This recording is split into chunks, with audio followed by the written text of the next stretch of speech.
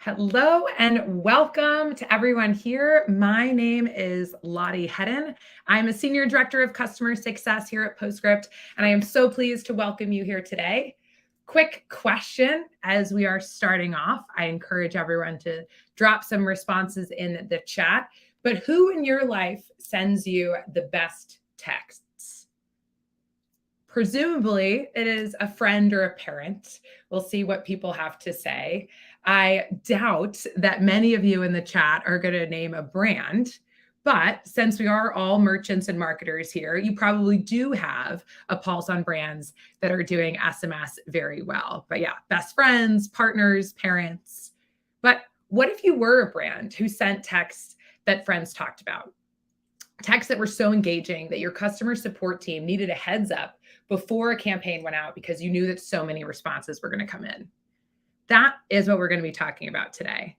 It is likely that in the not so distant future, our phone inboxes will end up with a promotions tab, much like email. So how are you going to make sure that you don't end up in a junk folder? And engagement is going to be key there. The brands here today are already doing this. We have Amanda Schnitzler, the growth manager at Lomi. Lomi is an odor-free, pest-free, smart kitchen composter that turns your food waste into plant food in less than 4 hours, which is amazing. We also have Hillary Lemonick. She is the senior manager of content and influencer marketing at Super Coffee. Super Coffee is a healthy alternative to sugary coffee drinks like frappuccinos and other iced coffee and energy drinks. And they're in some of the top retailers nationwide like Walmart, Kroger, and Walgreens. And we're also pleased to have Shannon Haskin, customer lifecycle and retention marketer at Kizik. Kizik are the world's first hands-free shoes, and their parent company, Hands-Free Labs, has a licensing partnership with none other than Nike. So an amazing panel. They have some awesome learnings for you all, and I am really, really excited to share those with you today. But before we get started, some very quick housekeeping. Please use the chat throughout the webinar. We love engagement, keeps it extra interesting.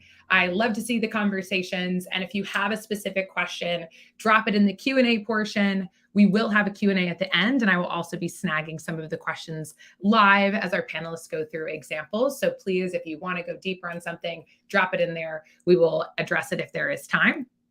And I'm also going to start us off with 2 quick poll questions. So first question. Where are you in your SMS journey today? Actively texting, not yet starting, maybe you're up on Postscript already, trying to get a pulse for where our audience is. All right, nice. Most people are already texting, which is awesome to see. A range of platforms out there. And some people who are looking to start. An exciting part of the journey. All right, next question. What industry are you in? We have panelists across a wide variety of industries today: food and beverage, fashion and apparel, home and lifestyle. And I would love to know what other industries are here on the call. We've got some beauty, health and wellness. Lots. Oh, we've got a good industry spread here. Some tech. Awesome. Good news is learnings for all industries today. Some other nice range. This is going to be good. We'll be able to share a lot of relevant content for all of you. So thank you for those. All right. To warm us up, I'm going to start with a question that we always like to ask our merchants, which is, how do you use your SMS channel? And what does this channel mean to your brand? So Amanda, let's start with you. What is Lomi's take on SMS? Yeah, I would say for me, so I've really always valued email just because, it's something I've been working with longer. But I would say in the past 6 months, I've kind of come to realize that SMS has just really proven to be a channel that's just as effective, if not more. We always see our engagement rates are always higher. It's easier and quicker just to interact with your subscribers and customers. And we even have weeks where SMS will actually outperform email at this point. And I personally really like that you get that conversational piece, which you don't get with email as much, I would say. It's really quick to just set up an interactive campaign or flow. And when a customer sends us an SMS and our team replies, we sometimes get responses like, oh, I didn't know somebody would actually reply to this. And I think that personal touch is just really, really important these days. Awesome. Well, our mission statement is to make SMS the #1 revenue channel for all of our merchants. And so it's awesome to hear that that is happening intermittently for your business. Did not pay Amanda to say that, but SMS is certainly powerful. And I sense we will probably see a pattern here when it comes to SMS versus email. So Shannon, same question. Talk to us a little bit about SMS at Kizik and how you leverage that program and how it's important to your brand. Yeah, so I definitely agree with Amanda. I've been doing email longer than I had been doing SMS, but a lot of times email just kind of feels like you're throwing something out there. There's no interaction. Whereas SMS always feels like its own kind of moment and opportunity. So I'm probably not alone in the fact that like my inbox has 2,000 plus, promotional emails, and oftentimes it's check all, delete all. But I do see every single SMS that comes in from all the brands that I'm following. So this is definitely a growing channel for our brand. And a lot of it is informing our subscribers about like new colors, new styles, but there's so much more room to grow, like the depth of the brand, by sharing like brand moments and stories and making it more than just a sales channel. I love that. It definitely is a powerful, I love the comment around its own moment, and thinking about the depth of your relationship with your subscribers is super, super powerful. All right, Hillary, same question for you. Talk to us about Super Coffee and how you all view SMS as part of the overall marketing strategy. Yeah. So unlike Amanda and Shannon, I came into Super Coffee and inherited email and SMS at the same time. And that was my first time leading the department CRM wise. So I've been able to compare both channels sort of live as I've run it at Super Coffee. And no, Lottie did not pay me to say this, but I do prefer SMS marketing, and I've seen a lot more success immediately, which we all have short attention spans now with digital marketing. So it's really become our reliable source of community engagement, whether that is to push a sale or a product in the hopes of a conversion, or more just conversational messaging, going back and forth with our customers, asking them a question, asking them for their help on a new product launch. So whenever, and we'll get to this later, whenever we need help or we want a community opinion, of course, sometimes we turn to social, but a lot of times I recommend turning to our SMS list first, because we know the response rates are so high for us. Awesome. I already am loving the early theme of tapping your SMS community for those learnings, because it is such an engaging place to be, which is a perfect segue. I want to take us a bit deeper into why it is so important to have one-on-one conversations with customers and how that benefits your all's brands. It's harder to measure conversations. It can be so easy to think about your SMS channel and really focus on just campaigns with a CTA to shop or direct someone to a sale or the latest promo. But we all know that conversations really, really matter. So I would love to hear an example from each of you where you did leverage a conversational campaign and that drove a strong result for your business. And Amanda, we will start with you. Yeah, so we did one around Black Friday, and it was a campaign where we sent out an SMS and we said, what's the reason you haven't purchased yet? And we gave them 4 different options to choose from. And then based on their answer on which one they chose. So for example, if they said price was the barrier, we had automated replies going back, and then just really breaking down the barriers as to why they shouldn't have that.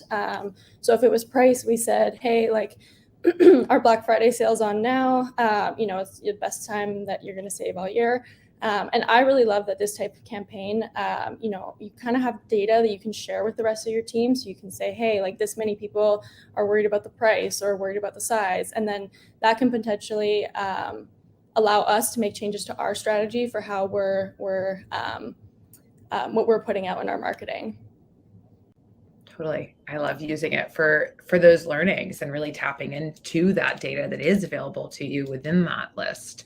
I know that this was a Black Friday, Cyber Monday campaign from last year, which was before a product update we made. But really love this example because I want to highlight a recent enhancement to our Flow Builder product, which is approximate matching for subscriber responses. So if you're interested in doing a campaign like the one that Amanda just showed, you can now make sure that you are aligning your customer with the right response, even if they have things like typos, spelling errors, etc.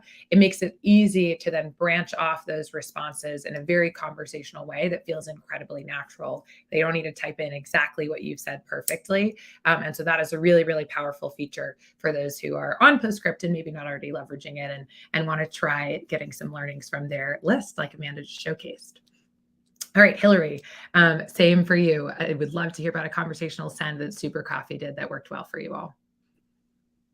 Yeah, so one was our New Year, New You campaign, or New Year, New Brew. Try and cut through the noise a little bit with the copywriting. But we sent out on the 1st of January this year a digital coupon where you could go to any store in the US that we're sold in, buy a bottle of Super Coffee, text us the receipt, and then in partnership with a technology called Aisle, we were able to reimburse that individual via Venmo or PayPal within probably anywhere from 1 to 5 hours. The reimbursement time is very quick. And we figured that this was a great time. People tend to wake up a little bit tired from whatever they chose to do the night before on New Year's Eve.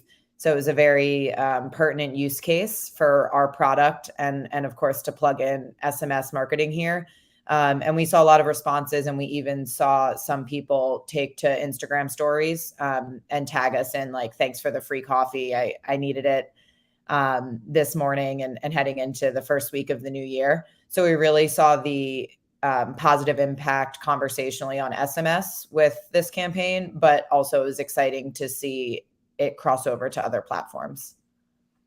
Yeah, it is amazing to look at the ways in which you can use your SMS program and also help drive towards other powerful results for your business, getting people to purchase in store and make those buying habits, tying it back to SMS, and then, tagging you all in social, just a really cool sort of flywheel effect there. All right, Shannon, last but not least, would love to hear about a conversational campaign that you sent that performed well for Kizik. Yeah, so we've done a couple. The first was National Pet Day. I can't take credit for the idea because it came off of Postscript's newsletter for April, and it was actually talked about in the last webinar, testing out the feature where people can text you back pictures. So I have 2 dogs, and it was National Pet Day, and I was like, we're going to do this. We got over 2,000 responses back of people sending their pet pictures. It didn't convert quite as high as some of our other campaigns, and that wasn't exactly the point because it had several benefits that I would almost rate higher than sales. It engaged our customers. People really love to show off pictures of their pets. I got names, I got backstories, I got a lot back. It also put a face to the SMS program. That's actually me. And in doing so, I hope that people would feel like there was actually someone behind the SMS. And there is, it's me. And the unsubscribes would hopefully be less moving forward because, you're kind of thinking this is a person, not a robot. And we did get a lot of really good UGC, over 70 images of people's pets with their Kiziks that we have permission to use on social, on email, and various platforms. I definitely plan to use this in the future. Show us your Kiziks while you're on vacation, show us before and after pictures after you've cleaned your Kiziks using our cleaning kit, show us you and your kids in the matching Kiziks because we've got adult and kids. So it's a really good, I have no complaints about how that one went. And then we also did the Super Bowl touchdown contest.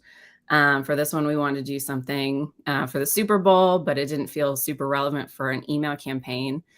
So I created a flow that asked people who they thought was going to win, and they had to text us back their answer before kickoff. If they were right, they had the chance to win a free pair of Kiziks. It was promoted on social, but you could only enter through SMS, which was a really good way to get new subscribers, and people definitely engaged. They were very passionate about who they wanted to win the Super Bowl. So there were a ton of good responses for that one too. Pets and sports. People care deeply, deeply about those things for sure. Awesome. Already some amazing learnings from those examples, tapping your list for data that you can leverage, helping SMS drive towards goals in other parts of your business, making sure that you're getting UGC from your subscribers. Really, really awesome. I'd love to chat a little bit now about the human interactions between subscribers and your brands and what the approach is there. So, Shannon, you mentioned the National Pet Day campaign. How did you set up responses for that? Was it an automated process? You talked a little bit about making sure that it felt human.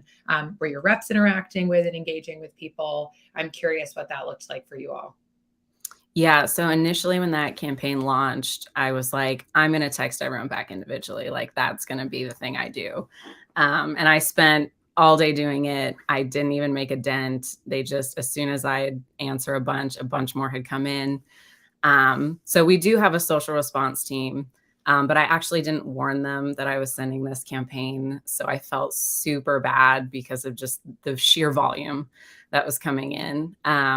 So in this case, I didn't set up an automated response because I didn't know how people would respond to this. And since I had sent the message introducing myself, I felt that it would be super important to get a human response back, right? You don't want to say, hi, I'm a human texting you, and then get a robot response. So the goal for us for sure is to always have our reps engage with people and the messages that are coming in. We try really hard to respond to everything. And what I'm learning from this process is that people just want to know that they're being heard. Yes, that is probably true in all aspects of everyone's life. That's an amazing number of responses. And I will say, if you're going to get inundated with something unexpected, might as well be pet pictures. I'm sure the social response team was not too upset given the influx of cuteness there. Hillary, your CSM, Stephanie, has talked about one Super Coffee customer that texts with your brand over and over again. And we pulled some examples, and it is incredibly charming. These interactions are really only interactions that you can do over text. We don't really have that same sense of ongoing conversation over live chat, and subscribers don't engage over email like this. Why is this so important to Super Coffee as a brand to engage in this way?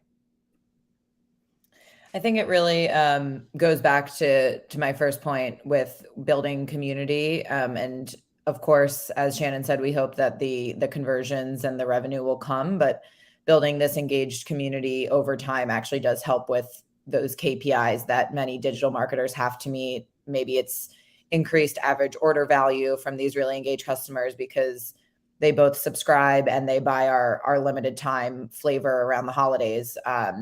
Maybe its lifetime value becomes longer than even they intended to.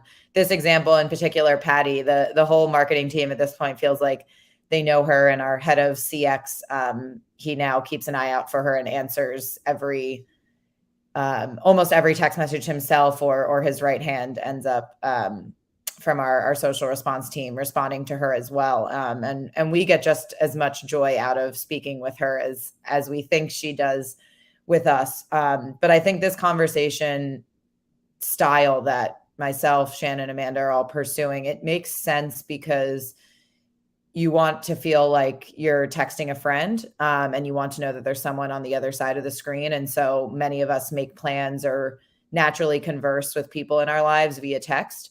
So it becomes this really authentic, normal interaction. It's just a brand on the other side. And as much as you could email us back or DM us, I'm not sure that you get the same effect or care given from the brand as I feel like my team gives when it comes to SMS conversations.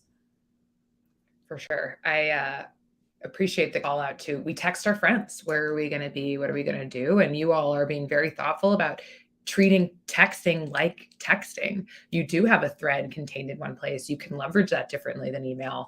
And that is incredibly, incredibly powerful.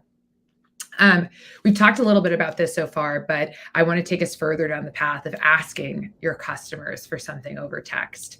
Maybe reviews, maybe photos of them with their new order. texting is such an intimate space. It is so much easier to collect UGC or get candid feedback via text than any other marketing channel. And so I would love to talk a little bit about how you all have been able to harness this as part of your SMS strategy. And Amanda, we will start off with you and an example from Lomi. Yeah, so I feel like we all know the importance of UGC these days. So we actually just implemented a new post-purchase automation that requests photos from our customers. And we actually just got that up and running a couple weeks ago. And that was inspired by the last webinar from Postscript that I watched. There were some really great ideas with examples of this. If you have a new customer and if they absolutely love your product and they want to talk about it, I think they're really excited to share photos back of how they're using it or, what they love most about it. And it's just a really great way to be able to actually interact with your customers while collecting those UGC and reviews. I'm really excited to see just how this one performs over time and just see the type of UGC we're able to collect and, how we're able to use that across different channels like social or email and just really making the most out of that UGC. Awesome. I love that you got an idea from a webinar. I'm sure many people today are taking notes and taking ideas from all of you. A quickie in the chat, Amanda, if you don't mind answering this, but Zach asked if when you are collecting those UGC and reviews, are you using any sort of UTM or tracking in those SMS flows? How are you thinking about sort of tracking that internally? Yeah, we don't right now. So we just set it up a couple weeks ago.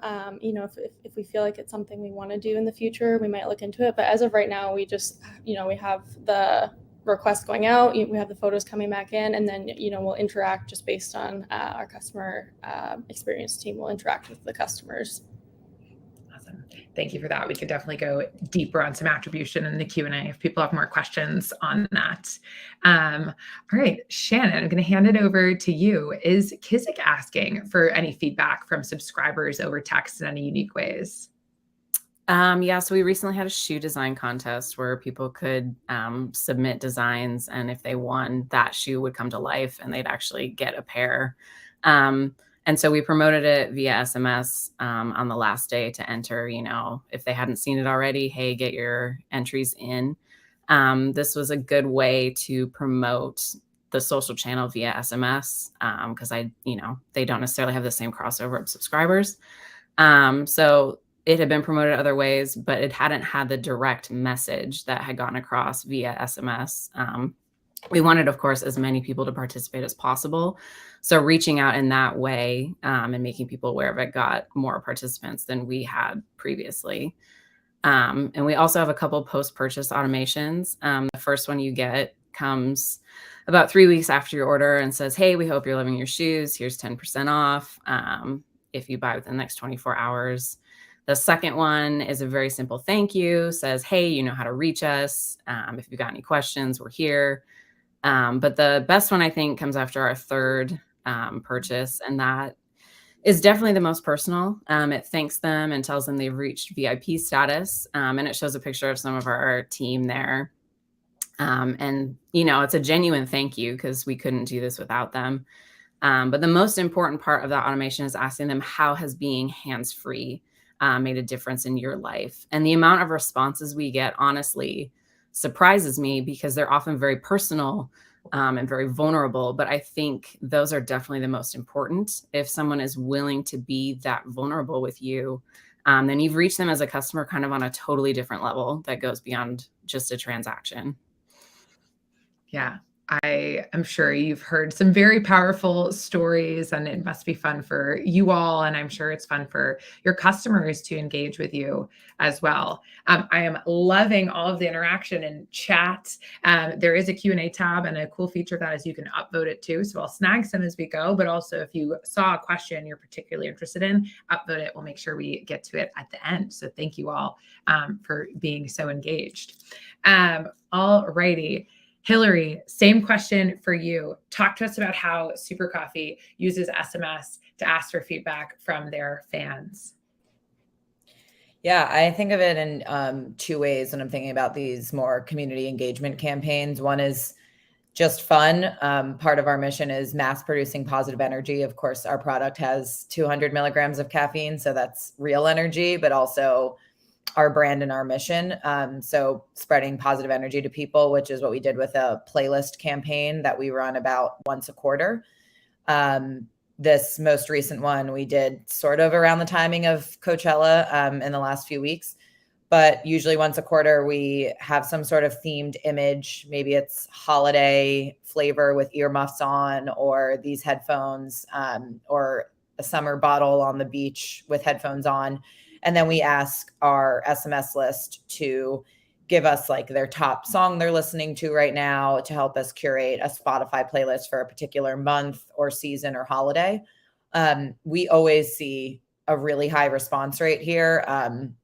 2,000 responses for our holiday requests last year, which was quite difficult to sift through all those songs to pick our favorites. But we actually do curate a playlist. We try to release it within 2 weeks of the initial campaign. We do have a Drink Super Coffee Spotify account that's solely curated by our customers. And then sometimes we offer a discount, or we tell the SMS list will enter them into a giveaway for an Amazon gift card or some type of reward for participating if they did submit a song. But people really get excited about this, and they love seeing that their song got selected to be on the playlist. They feel, a big sense of community, that they were involved in helping us do something. And then the second way we use it is definitely more in a research or decision-making way. If I know that we're trying to design new merchandise, or we're thinking about new innovation and flavors, a lot of times I like to share that with our SMS list only. I don't even bring it to social.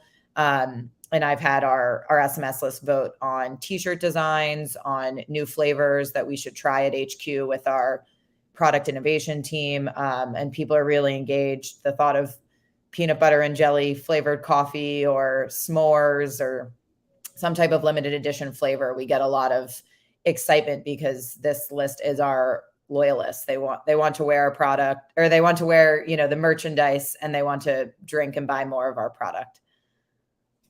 I love that. I really like just the range of these examples, both to just use SMS to engage and be playful, and almost teach your subscribers that we will interact with you here. You can expect to kind of engage with our brand and get to know us on a deeper level via some of these examples, like the Spotify playlist, but then also really tangible data that you use to drive forward your strategy, be it a drop, be it a learning about why someone maybe isn't purchasing. And it's just fun to see all the creative ways people can use it. And I also love seeing people dropping ideas in chat too. That's extra fun. All right. So we've talked a bunch about sort of capturing compelling data today around subscriber interests, what they might be shopping for, their actions, why they may not be shopping. And all of this is happening over text. I would love to hear from each of you about how segmentation then becomes a part of your strategy, and what meaningful segments you've leveraged coming out of some of this data collection. So Shannon, let's start off with how the Kizik team thinks about segmentation. Yeah, so I actually think one of our most meaningful and very untapped segments is people who have signed up for SMS. Since they get a 15% off code, we do a pop-up. That's how we get most of our subscribers, but have never purchased. So there's real potential here to start conversations, build flows that reach out and ask, hey, what's stopping you from purchasing? Amanda kind of talked about it a little bit with that, you choose why you haven't purchased. Maybe they need extra help, or maybe they're on the fence, and it's a good time to let them know, hey, we have free shipping and free returns. It's so easy. Like, you don't need to worry about anything. A lot of our subscribers, when I look through them, they're receiving campaign after campaign after campaign, and they're still not unsubscribing, so the interest is there. It's just about what we can do and how can we personalize ourselves and start a conversation to build that bridge and connection and turn them into a customer. Yep. I want to snag one of the questions, take a quick little detour, but Shannon, I presume your demographic has a wide range, and you've done a lot with responses. There is one of the questions around how you should think about an older demographic when it comes to SMS tech back campaigns. And I also imagine across all of these brands, you guys have a decent spread. Would love if you could share a little bit of context on that one. Yeah, so we do have a pretty wide demographic, which is nice. We have everywhere from like young pregnant moms to, people who are retired. and definitely need the hands-free shoes just to make their life easier. So a lot of our campaigns are generalized. We're saying, here's a new color, here's a new style, but those automations are definitely, where we segment, because we find, based on people's responses, they lean one way or the other. Like, I'm using this for post-surgery, or I'm using this for my parents. And when we do those responses, we can tag those people, and then that can further funnel them into different automations based on the tags that we give them. Awesome. I love that. You grow that over time. Some of this and a lot of these examples, which I think is really important, they're playful. And these brands are doing a really good job of training their subscribers almost in like how to engage. So Daphne, it's a great question, but I would say start. And then to Shannon's point, think about how you can tag, and that grows and feeds itself. Awesome. All right. I love, Shannon, that you tied that into segmentation, since that was the topic we're on right now. And I took us on a little detour, but Hillary, I'll bring us back. Talk to me about how Super Coffee leverages segments in a meaningful way for your all's SMS strategy. Yeah, I think of two main scenarios that I use segmentation. The first one being from a location perspective. Of course, I know sometimes the phone number you're given whenever age you get a cell phone is not where you currently live now, but we still like to the extent that we can tap into using it from a geographical standpoint. Our HQ is in Austin, and we have a very large presence both at grocery in Texas, and then from a grocery and events perspective in Austin. We had a big event before, during, and after the Austin Marathon in February. We had a big cookout post race in the parking lot, open to the public. People could come by for food, snacks, super coffee post race to refuel. We had a shakeout run and some like helpful training at the track at UT. Like the month leading into the run, we partnered with Strava so people could join the group. So we sent a lot of messages this year, particularly to Texas residents, mentioning some of the programming we're doing in Austin. We had a charity pickleball event 2 weeks ago, and we sent that out only to SMS subscribers. And then the second way I would say we leverage segmentation is through, or when we have product launches. A lot of times we send out an email as well as post on social that something big or a new flavor is dropping soon. And the only way to access it early is through SMS. And I'm definitely seeing more and more brands create this sense of VIP or early access through their SMS lists because of the timeliness, speed to execution. It's just a little bit different versus an email landing in someone's inbox that you may find almost a week later or a couple days later. But we then send out our product launch to the SMS list usually a day early. So they have the early access, and we tap into those segments, which we build each launch. You have to, come in via email or social to get that VIP access. I love the plug for SMS exclusive content. I know we're focusing on engagement today, but obviously a critical part of a healthy SMS strategy is a healthy list, which means list growth. And a great way to do that is ensure that there is exclusive content over SMS. Amanda, same question for you. Would love to hear a bit more about how you're segmenting Lomi subscribers based on some of those subscriber responses or actions that they've taken. Yeah, so I actually think that our customer segmentation is actually one of our most powerful segments. I feel like your customers are, they're some of the most important people that you have on your list. And I think it's really important really to just nurture the relationship with them and build that sense of community so they don't feel like, they've just bought from you and then you've just totally forgot about them.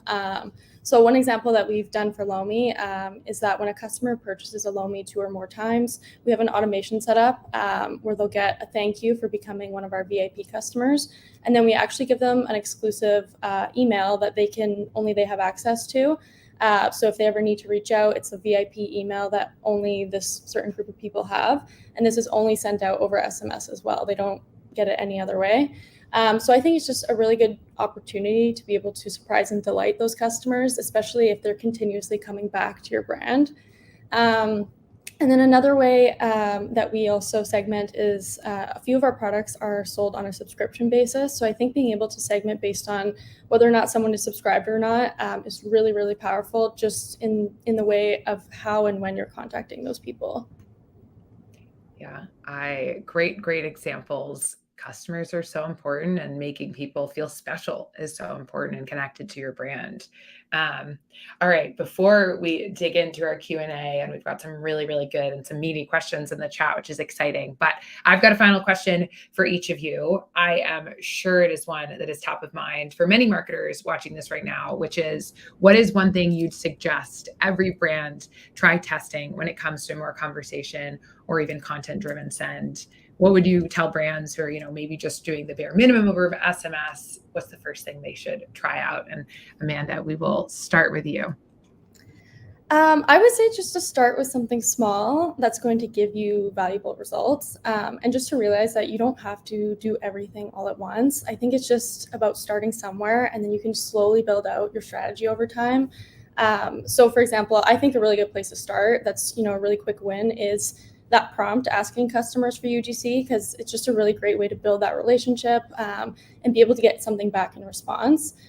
Or if you want to learn more about your subscribers, you can send out like a fun pop quiz or ask them for feedback or anything like that. And I think you would be really surprised just how willing people are to engage with that type of content, because not a ton of brands are doing it. And I think people are so used to only seeing like launches and promos, and that's pretty much it from SMS. So I think people are really willing to engage when it's just something different. And honestly, I think the opportunities are just endless depending on your brand. And I think it's just about starting small and not overcomplicating it. Yeah, just try it. I love that. Simple is good, right? Take a small win, see what learnings you get, let that sort of guide the next steps from there. And yes, there are endless options, which is part of what makes SMS so fun. All right, Hillary, an advice, a tip from the Super Coffee team.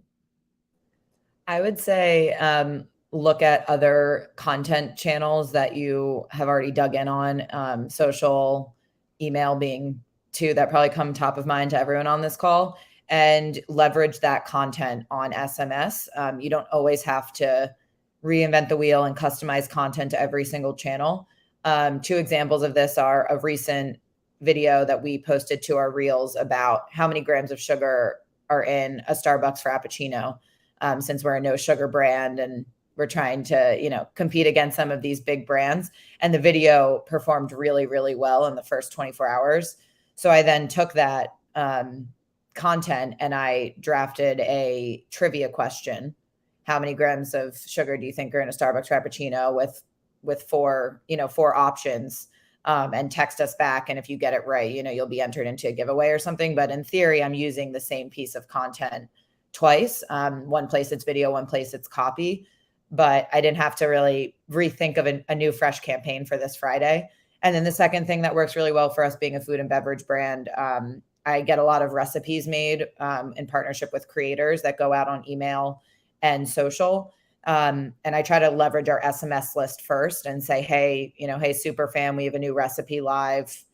It's a really healthy, indulgent smoothie or brownie recipe. Head to our Instagram to get the full recipe. And then I put the full recipe in the Instagram caption. So now I've gotten someone to click off of an SMS campaign and also go watch and hopefully engage with an Instagram post. So trying to leverage content across channels has worked really well for us. I'm intrigued by your trivia question and would probably be scared by the answer, but I know that there are many people on this call who relate to trying to do more with less right now. That's kind of the reality of where the macro environment is. And it's really smart to tap your content across channels. And I really think the plug to use SMS to get people into your social, like use your channels to promote themselves, is really smart. That is a great takeaway. All right, Shannon, close us out before we shift over to Q&A. What is one tip you have for our audience? Yeah, I think the one tip I have is to find kind of one thing and expand on it. So with Kizik, we found time and time again that as soon as someone tries on a pair and like slips their foot in, they almost always think of someone else who needs a pair. Like it happened to me. I tried them and I was like, my parents need a pair. My in-laws need a pair. I should have had a pair of these when I was pregnant. Like the immediate like thinking of someone else has definitely been like a jumping off point for a lot of things. So in that case, build a campaign or automation around your one thing. And from there, you're going to find other valuable insights into your customer base when you have those conversations, which will give you then ideas for future campaigns that kind of just like builds one thing off after the other.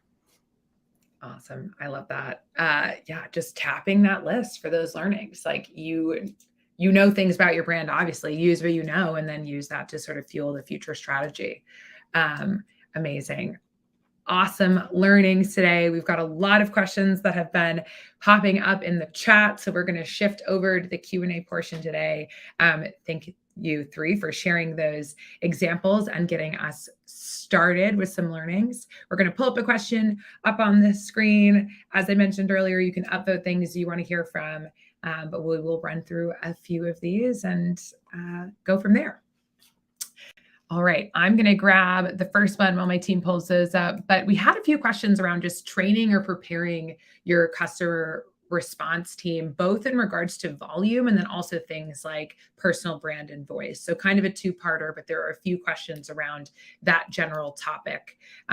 Would love to hear from any of you on how you think about preparing your sort of response team as you're adding text in a more meaningful way that is becoming a two-way channel. I can answer this one. Yeah, so for this one, I would say, like in terms of automation and photos and text, when we get those replies, we don't have anything to auto save it. But again, with when you're getting replies of UGC, usually what our team will do, and we do this on social as well, we always ask them if they're okay with us using it and just say like, hey, we really love this photo that you sent with your product, like we would love to use it on our social or in our email or whatever. And we just ask them first, just to make sure that they're okay with it. And then we know that we're not going to run into any problems, down the road or anything like that. Definitely smart to sort of cross that bridge right away. Shannon, I know that you were going to jump in there too. I'd love your context on how you think about helping support your team on responding to messages as they're coming in from your SMS channel. Yeah, so I think it just depends on the nature of the message. So like the National Pet Day was not an automated response, but actually the Super Bowl campaign was fully automated. So it just kind of depends on, I think, the context of the message that you're sending out, what kind of replies that you would expect to receive as a person kind of just dictates how you set those up. And I know that Frank had asked to kind of go a little bit deeper on, first think like, should it be automated? And then if it is a campaign where it makes sense or the customer subscriber expectation is that like they're submitting, but it might not be an immediate human to human response. Any tips on how you sort of manage that inflow that your team has found to be successful? I could hop in here. We definitely don't see quite as much content being replied back to us, at least in like video and photo format on SMS as we do on email or Instagram DMs. So it's a bit more manageable than it sounds like the Pet Day and Super Bowl campaigns that Shannon was up all night. But usually our team keeps an eye out for like the best photos or reviews that accompany the photo, and immediately we'll share them in Slack, since it's a safe place with our company and everyone's on Slack 24/7, the files saved down. And then usually we'll go back and forth if we want to ask permission for the photo, or just go back to them and thank them. Also, there are kind of outlying times where a photo or a review is just so great in some way and so meaningful to the company that we'll actually go back to them manually and say, thanks so much for submitting this. We really appreciate your community engagement with us. We'd love to send you a free case, or we'd love to get your shipping info. We're, launching new baseball caps soon, or we add some sort of extra reward. And we try to do this like a couple times a month to select customers. And we feel like this works really well for us. It's just a small, nice touch.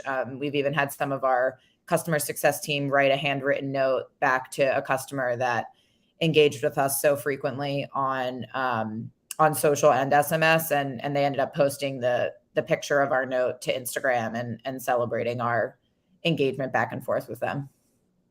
That's awesome. People want to feel tied to brands, especially if you have, a mission or a stance, which your all's brands do. It is really nice to have that sort of two-way street.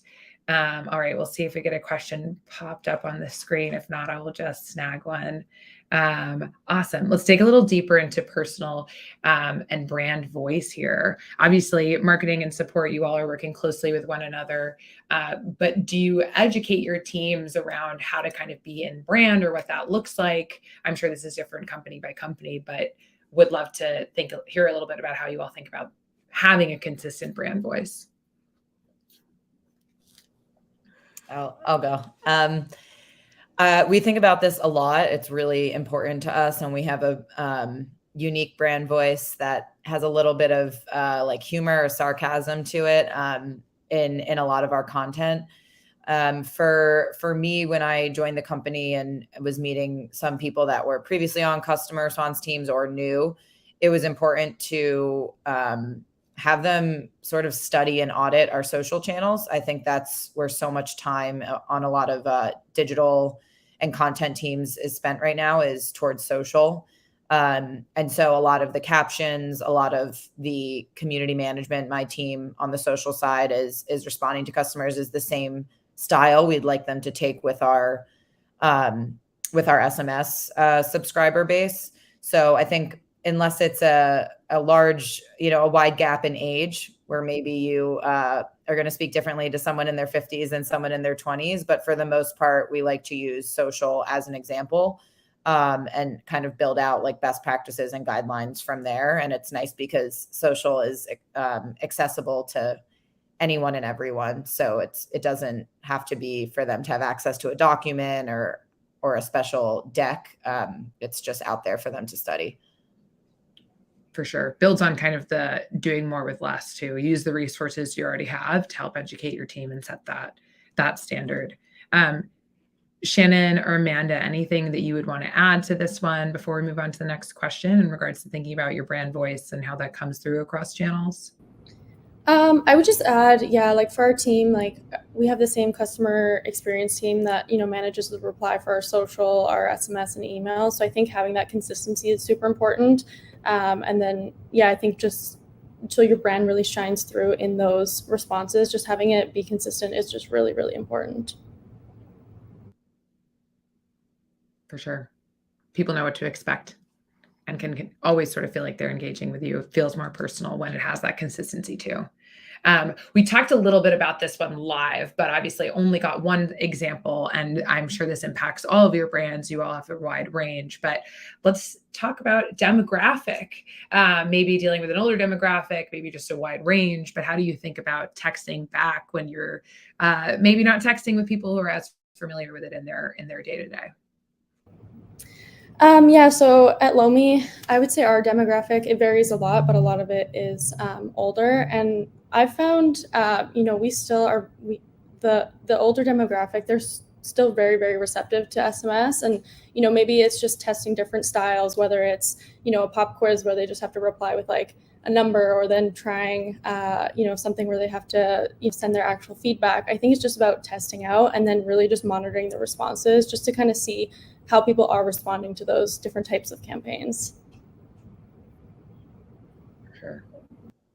Yeah, I would say think about how you might on a personal front converse with some of these demographics. And maybe if I'm conversing with a parent or grandparent, I'm not going to ask them, like what their favorite TikTok video was of the day. I might have a different conversation with my friends. So I think it's, similar to Amanda said, it's not too different for us, but there are small touch points, like maybe we don't use abbreviations or, certain social jargon. Or maybe if we just ask them for like, rather than send us a picture and let us know of a customer review or submit a video on Instagram, we just said, hey, what do you think of our mocha flavor? And that's something that from a taste bud perspective, anyone at any age could tell us why they do or don't like something that they've taste tested. Yeah, and texting is so universal. I mean, across all demographics too at this point. And so I think it's a great, meet customers where they're at in regards to their interests, but can definitely tap it across a wide range. Nice. I like this. We're getting a little mix up some other types of questions, but any advice on industry specific flow creation best practices? So things that you all have built that really resonated, or tips and tricks on building strong flows. Hillary, why don't we start with you if you have some thoughts on this one?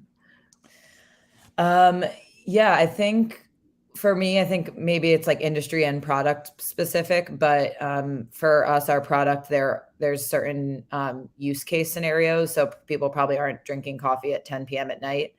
So if we do set up flows and responses, we try to be thoughtful of like, when are we top of mind? And that's usually in the morning or during that like 3 p.m. crash.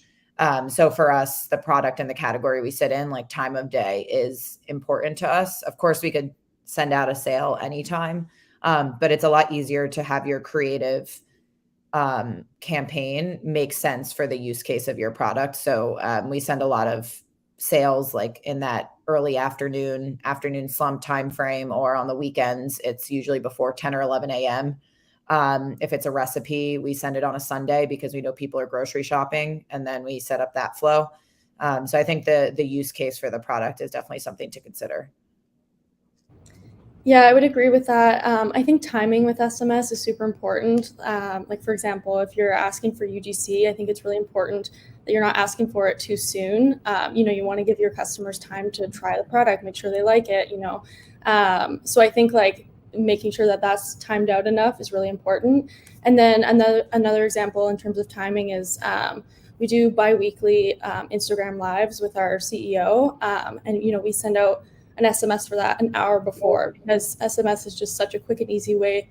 You're on your phone. You don't want to send out the reminder for it like 3 days in advance because people are probably going to forget. So I think just timing with SMS is like one of the very, very most important things. Yep, absolutely. Shannon, any tips and tricks on flows that have worked well for you?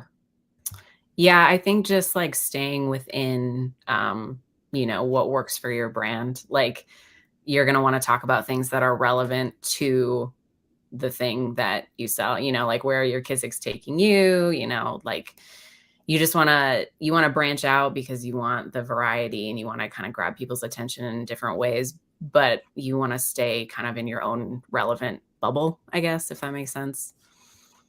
Yep, for sure.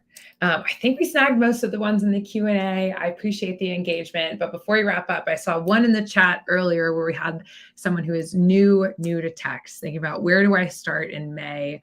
I would love if we could veer into just sort of campaign content, anything on the horizon for you all that you're excited about to get some of those creative juices flowing for people who are new to SMS. And then we will wrap us up for today. And Shannon, maybe you can go first on that one. Well, to be totally perfectly honest, we're going to start May out with asking for a playlist suggestions, because I thought that was such an excellent idea. So May is actually National Walking Month, which perfectly ties into shoes. So we're going to ask for people's, what's their favorite jam to walk to. And then we're going to curate a playlist and possibly have an event where we say, hey, everyone get out and walk and listen to the playlist and send us, your pictures of where you're at, what you're doing, stuff like that. So that's how we are kicking off May, actually inspired by this. So I love that. I love that. I will keep an eye out for that and make sure to download that playlist. I'm a big walker. Hillary, what about from you?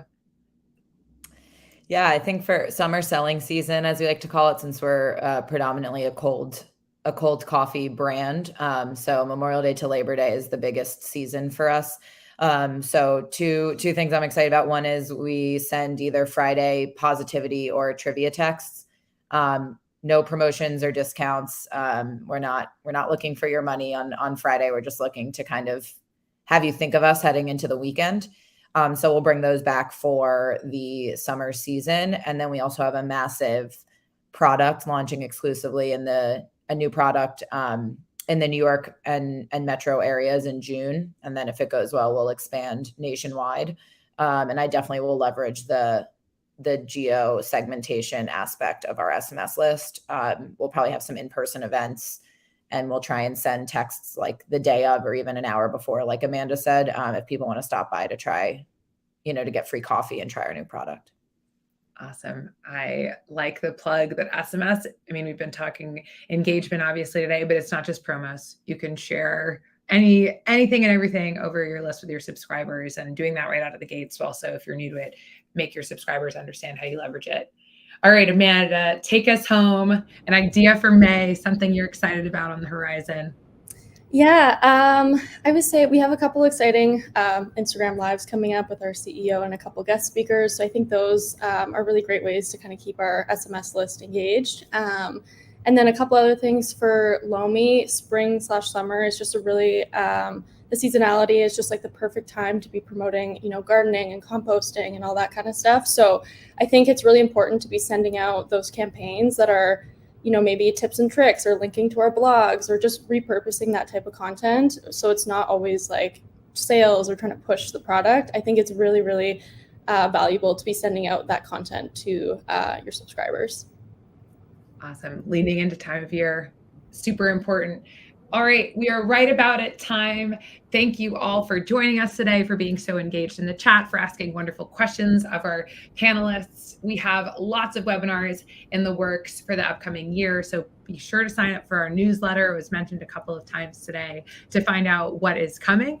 And thank you for joining. And a huge, huge thanks to Amanda, Hillary, and Shannon for taking time out of their busy schedules and sharing their expertise with our community. It was such a treat, and we will see you all next time. Thanks so much.